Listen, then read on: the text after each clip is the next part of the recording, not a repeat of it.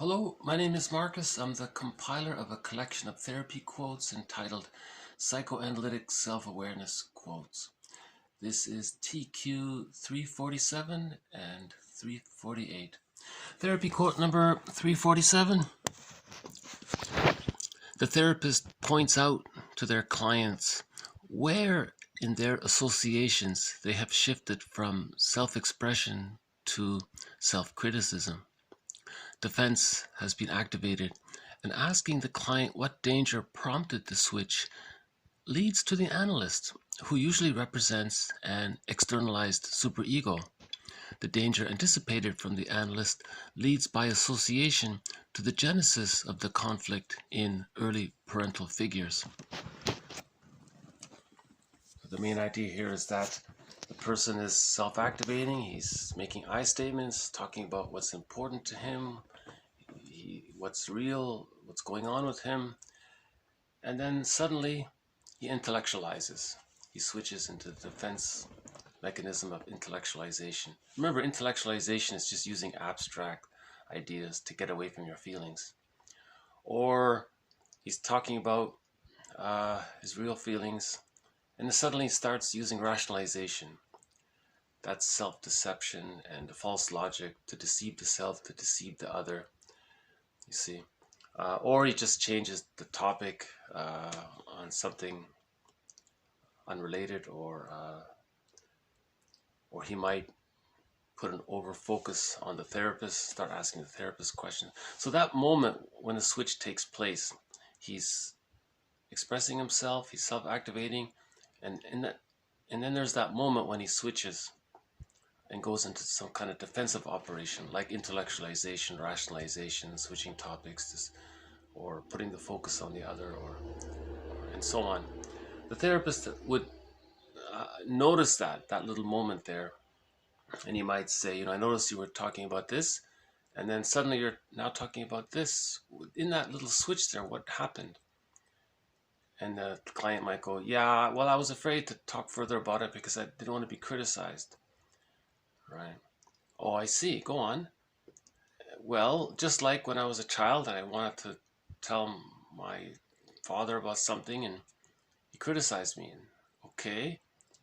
So now we're getting in touch with how the client projects the inner critic onto the therapist. Right. Now we can talk about the origin of this pattern of using the defense mechanisms. Using certain defense mechanisms to get away from feelings or to deal with anxiety. Once more. The therapist points out to their clients where in their associations they have shifted from self-expression to self-criticism. Defense has been activated, and asking the client what danger prompted the switch leads to the analyst, who usually represents an externalized superego. The danger anticipated from the analyst leads by association to the genesis of the conflict in early parental figures.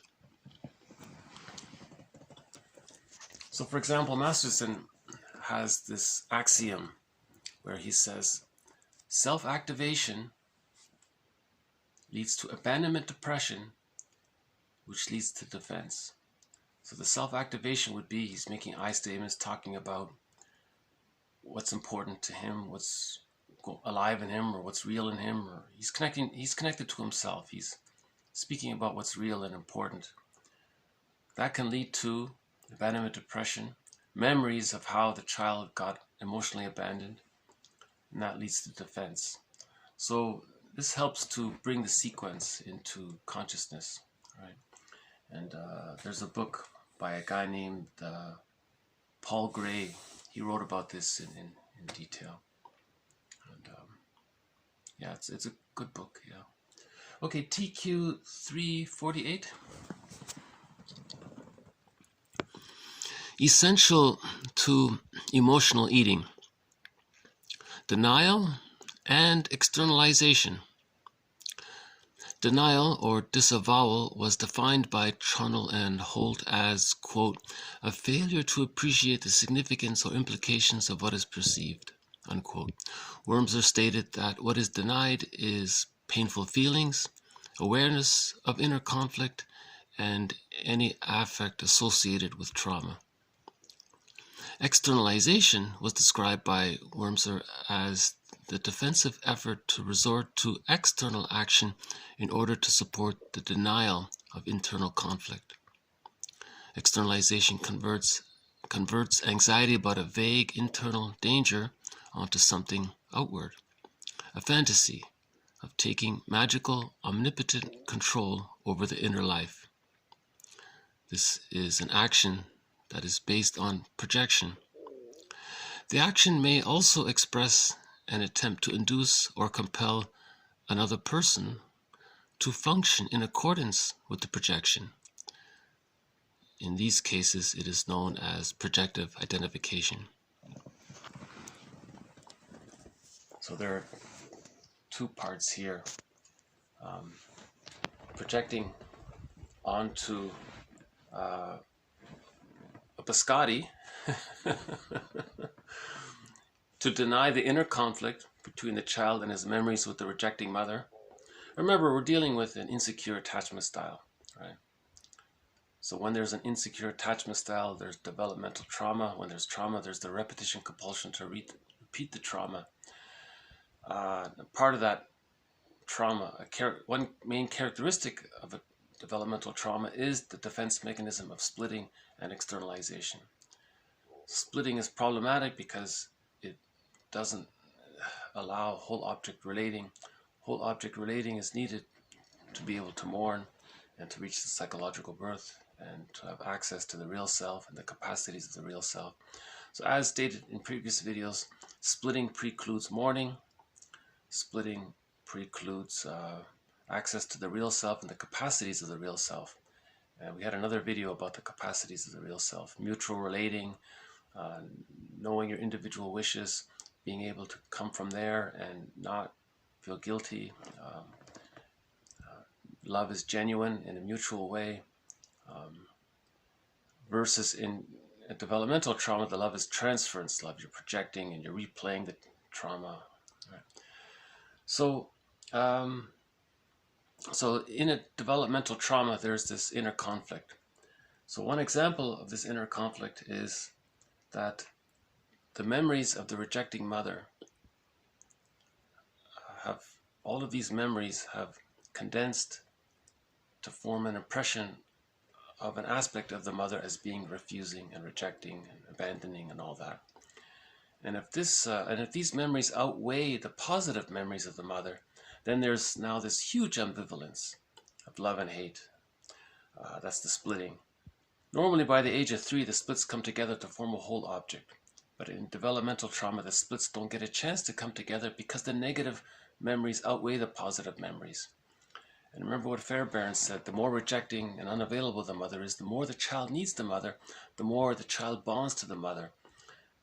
But so there's the split. The positive memories allowed the child to bond to the mother, but the rejecting memories compelled the child's psychic umbilical cord to be attached to the rejecting image of the mother. So there's a huge ambivalence there of love and hate. And that rejecting image and the feelings around it are split off, disassociated, and denied. So there's a denial there. So there's a huge inner conflict there. Now under anxiety, anxiety can be said that maybe there's an inner conflict there. So how do we deal with this inner conflict? So usually it's in denial, but sometimes it comes up, the anxiety comes up, so the person can externalize it. How does he externalize it? Well, in the unconscious of the baby, food and love are the same, more or less, right? Or the baby strongly associates mother with food. So the hope for mother's love and food, love. There's a book called When Food is Love. It talks about this. And Marion Woodman talks a lot about the link between food and love and emotional eating. And Roger Gould has his book Shrink Yourself about emotional eating. He talks about food and love. There's a whole study there about the connection between food and love. So to deal with this inner conflict, the person will identify some comfort food, sugary, sweet, looking for sweetness, right? something sugary and sweet. Project the rejecting mother, the image of the rejecting mother, onto the cookie. Now the conflict is external. It's not internal. He's externalized it. Now it's between him and the cookie. The cookie's outside. Whereas before, the cookie unconsciously was inside. Not the cookie, but the needed love was on the missing needed love was on the inside. The absence of the needed love is a conflict that's denied inwardly. To deal with the anxiety of this, the person projects the rejecting mother onto the cookie. Now it's external. Okay? Now, because there's developmental trauma, infantile megalomania hasn't been resolved. Magical thinking hasn't been resolved. So now the person grabs the cookie and aha, he feels stronger and in control of the cookie, in control of the rejecting mother. Now he's going to get from the cookie saying symbolically what he needed from the mother. But by doing that, you're preserving the split, you're preserving the denial. Externalization is a defense mechanism against the denial. He says here, externalization was described by Wurmser as the defensive effort to resort to external action in order to support the denial of internal conflict. So to support the denial of the inner conflict, the person created an external situation. Now it's between him and the cookie. So magical thinking, he grabs the cookie, he now controls the mother, and he's strong again because he's omnipotent, so he's preserving his infantile megalomania. So he's even fueling it, or he's even still relying on infantile megalomania. Remember, infantile megalomania, magical thinking, splitting, projective identification, externalization, all of these infantile defense mechanisms should be existential, or are existential hearsay by the age of 3 with the psychological birth. But when there's a developmental trauma, a secure attachment is needed to reach the psychological birth. And with the psychological birth, all these infantile, immature defense mechanisms become existential hearsay. They're dropped, they're no longer needed. But when there's a developmental trauma, the person, that's a trauma, and when there's a trauma, there's a repetition compulsion to master the trauma. And so the person's stuck with all these infantile, immature defense mechanisms, magical thinking, grandiosity or infantile megalomania, splitting is still there, projective identification. So he's projected mother onto the cookie, now he controls the cookie, he thinks he's controlling mother. All he's doing is preserving the reality of the inner conflict. So that's one theory about emotional eating. The second part of this quote talks about what about when the person projects the rejecting mother onto a person. So the projector wants to control the other person.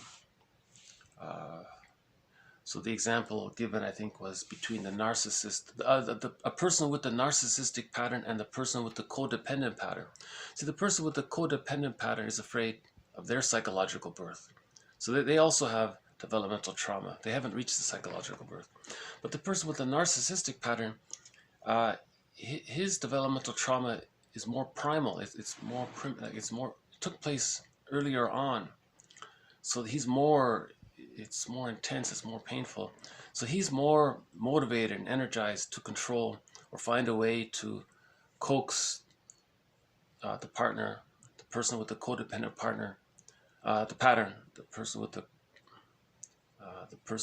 codependent pattern. He's motivated to find a way to coerce the person to remain dependent, to remain helpless, because he's using that person to meet his needs for mirroring and admiration, because he's also externalizing his internal conflict by externalizing onto the codependent partner. So there's two examples of how, so this is two examples of how splitting and projective identification or externalization as a defense against the anxiety of the inner conflict can take place. Okay, so just once more. Essential to emotional eating: denial and externalization. Denial, or disavowal, was defined by Trunnel and Holt as, quote, a failure to appreciate the significance or implications of what is perceived. Wurmser stated that what is denied is painful feelings, awareness of inner conflict, and any affect associated with developmental trauma. Externalization was described by Wurmser as the defensive effort to resort to external action in order to support the denial of internal conflict. So there's the key sentence right there. Externalization was described by Wurmser as the defensive effort to resort to external action in order to support the denial of internal conflict. Externalization converts anxiety about a vague internal danger outward onto something. This is now a fantasy. This then becomes a fantasy, or this is in response to a fantasy of taking magical, omnipotent control over the inner life. Magical thinking, right? And this action is based on projection. The action may also express an attempt to induce or compel the codependent partner to function in accordance with the projection, known as projective identification. So this follows up on all of the previous quotes on all of these infantile immature defense mechanisms related to the fact that they're still there because of a developmental trauma. And splitting is the main one. And remember what we said about splitting. Splitting precludes mourning. Splitting means that this deep ambivalence, the denial of the rejecting mother, and the fantasy that the mother's all good, and you're denying that the mother was rejecting, because the child needs the attachment. He's dependent on the mother. So in order to keep the attachment to the mother, any kind of attachment, he has to deny the reality of the mother being rejecting and refusing. So there's that huge ambivalence. So this huge ambivalence, if it's still there, we call it splitting, love and hate, right? If this huge ambivalence between love and hate, or to keep it short, we call it splitting, that precludes so much. It precludes the psychological birth, because you need whole object relations to achieve the psychological birth, right? The psychological birth leads to the access to the real self and the capacities of the real self. The capacities of the real self include knowing your unique individual wishes and setting goals from there, and not feeling guilty to act from your real self. You know who you are, like in a felt sense. It includes a wider range of feelings. It includes gratitude and appreciation, appropriate guilt and appropriate regret when a mistake is made. So there's a real, the humanist is there from the psychological birth. More of our humanists, we're in contact with more of our humanists when we reach the psychological birth.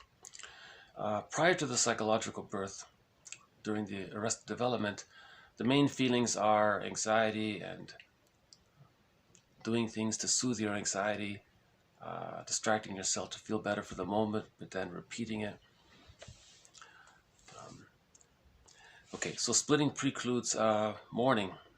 So when a person doesn't mourn any loss, you can't mourn it because of the deep ambivalence, because to mourn a loss, you have to admit the reality that the parent was rejecting. But if you can't do it, then you're still in splitting mode. Splitting precludes the mourning of any loss. When you don't mourn a loss, that leads to complicated grief, delayed onset of grief, pathological nostalgia, melancholia, chronic grief, chronic sorrow, aggravated grief, all the different ways we talk about grief gone awry. And that can lead to stress on stress, and that can lead to what one person said as being very much similar to the symptoms of PTSD. Another person said it led to him becoming a curmudgeon, not an elder, right? Because he's preserving his infantile megalomania. He's a curmudgeon. Every little thing, he's hyper sensitive and angers very easily, and so on.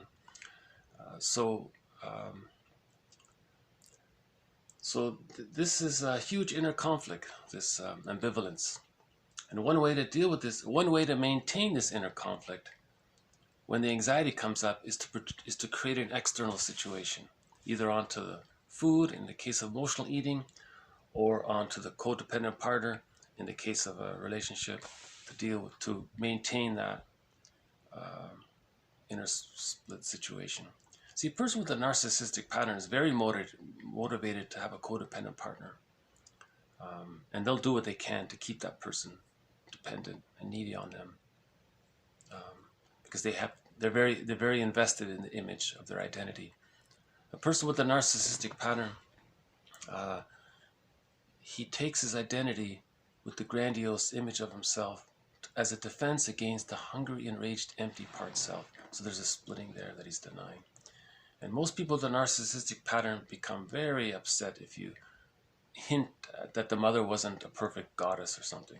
So that's a sign of the splitting, right?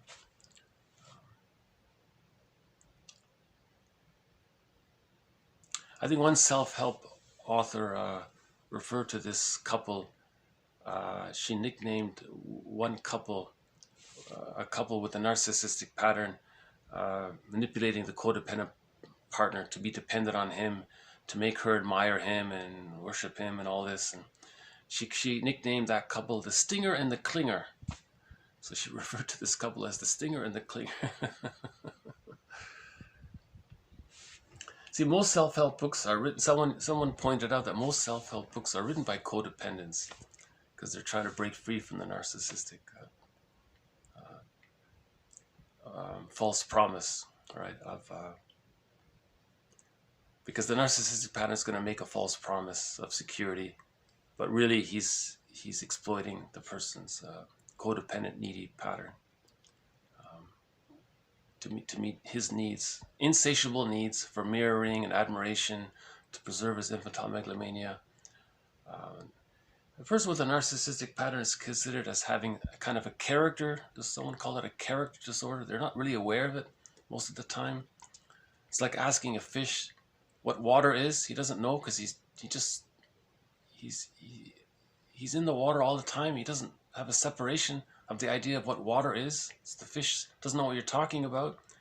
The person with a narcissistic pattern is said to be something like that. They don't really know what you're talking about. The image of themselves is fused with the image of the other. They've identified with the aggressor. They are the other, right? And they project the wounded self onto the codependent partner, and they want to control the codependent partner. So they're doing a kind of a reverse situation. That's how the person with the narcissistic pattern deals with his anxiety. So both characters, the stinger and the clinger, the person with the narcissistic pattern and the person with the codependent pattern, both have developmental trauma. The theory is one occurred earlier in the separation individuation process, and one occurred a little later in the separation individuation process. So they're still both dysfunctional people. Yeah. So we'll have future quotes on this dynamic between the stinger and the clinger, or the person with the... Joan Lachkar, is that right? I think that's how you pronounce her name, Lachkar. She has a book called The Narcissistic Borderline Dance or something, or Codependent Dance. The dance between this couple, the narcissist and the codependent, right? Jörg Willi from Switzerland, he has a book called Couples in Collusion. He talks about this. By the way, Karen Horney talks about this material very much about couples, about externalization. In her book, Our Inner Conflicts, she has a whole chapter dedicated to the defense mechanism of externalization. That book, in general, that's a great book, Our Inner Conflicts, as well as that chapter on externalization. And she covers all of the other defense mechanisms, the main defense mechanisms as well. Okay, I'll end it here. Thank you very much. This has been TQ 347. right? About just noticing that moment when a person switches from self-expression to intellectualization, rationalization, or you're adopting some defensive mechanism to deal with the anxiety of what he was just talking about. Just noticing that little moment there. That was 347, and 348 was more on the infantile immature defense mechanisms of magical thinking, infantile megalomania, splitting, projective identification, externalization, displacement, all to deal with anxiety, all a symptom of developmental trauma or arrested development prior to the age of 3, and how this is dysfunctional living. Remember, these couples end up in emotional marriages of convenience. In the case of emotional divorce in the marriage, but often these couples are conflict habituated or hostile dependent because they're caught in the negative symbiosis of trying to reclaim the unmet symbiotic needs with the mother. So they're in that negative symbiosis all the time. That's the dysfunctional relating. Right? So all of these immature defense mechanisms are meant to become existential hearsay with the psychological birth. And the psychological birth can be achieved through the working through process by facing the reality of the parents. It's not blaming the parents. The parents had their existential dilemma. Each parent may have had prenatal trauma, birth trauma, situational trauma, intergenerational trauma. Their parent they weren't given a secure attachment style. That's an intergenerational trauma. They may have had trauma with the siblings and other family members from something in the environment. There could have been school shock. There could have been trauma while getting one's tonsils out at the dentist's office. So the parents could have been caught in their existential dilemma. And when we face that and interview our parents, one client said he interviewed his mother. Give me the details. What was the pregnancy like? What was the birth like? Was there birth trauma? Was there developmental trauma between birth and 3? Details. Then he was able to face the reality that he never had a secure attachment style. And that brought up all sorts of feelings. And he forgave the parent finally. That leads to self-forgiveness. Reparation of the self and the other go hand in hand. Reparation of the other and reparation of the self work together. You sort of need to forgive the other to forgive yourself, and you forgive yourself by forgiving the other, and vice versa. It sort of goes hand in hand. And when you reach whole object relations, or Ubuntu, right, we see our humanness and our humanity. When we get to that place, that deep ambivalence is no longer there. The defense mechanism of splitting is no longer there. Extreme opinions is no longer there. We see things more. Love your wounded neighbor with your wounded heart, that we're all caught in our existential, like we're humans, we're just people. Like we all have our ways of coping. That's what we all have in common, Ubuntu. So once you get to a place of forgiveness, that takes time. Then the psychological birth can come that way. And we've had previous quotes on how interpretations can help facilitate the mourning process.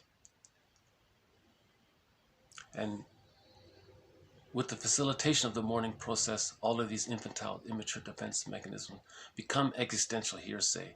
The magical thinking is no longer there. The infantile megalomania is no longer there. The narcissism is no longer there, and so on. Okay, so that was 348. So thank you very much. This has been 347 and 348. More to follow. Thank you. Bye for now.